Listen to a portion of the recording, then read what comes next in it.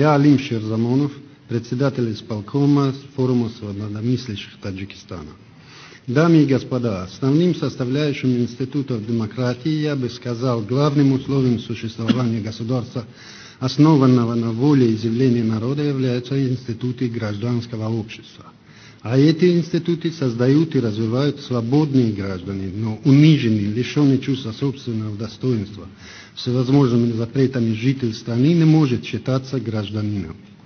Имея большой опыт участия не только в качестве избирателя, но и кандидата в парламент на выборах в стране,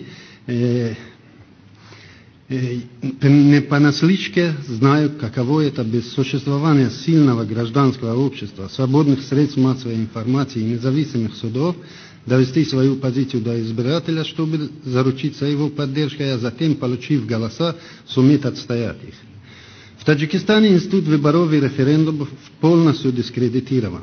На последнем референдуме по изменениям в Конституцию молодых людей до 30 лет лишили возможности быть избранными в парламент страны.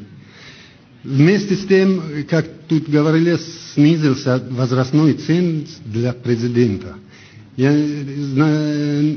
Парламентарии не подумали, как может кандидат в президенты до 30 лет набраться опыта, не будучи выбранным в законодательный или в какой-нибудь представительный орган государственной власти. Судимость и проживание за пределами страны еще один ценз на выборах в Таджикистан, который практически лишает миллионы граждан Таджикистана быть избранными в парламент или стать кандидатами в президенты Республики Таджикистан. Я, пожалуй, воздержусь сегодня от рекомендаций по улучшению ситуации по правам человека в Таджикистане, так как считаю это бессмысленным. Мы убеждены, что пока по Таджикистану международным сообществом, в том числе ЕС, не будет принят список наподобие списка Магнитского, таджикская власть не примет конкретных шагов по соблюдению прав человека.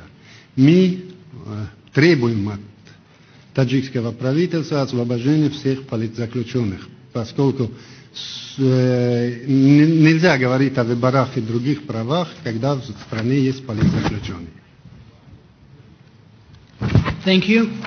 Благодарю вас.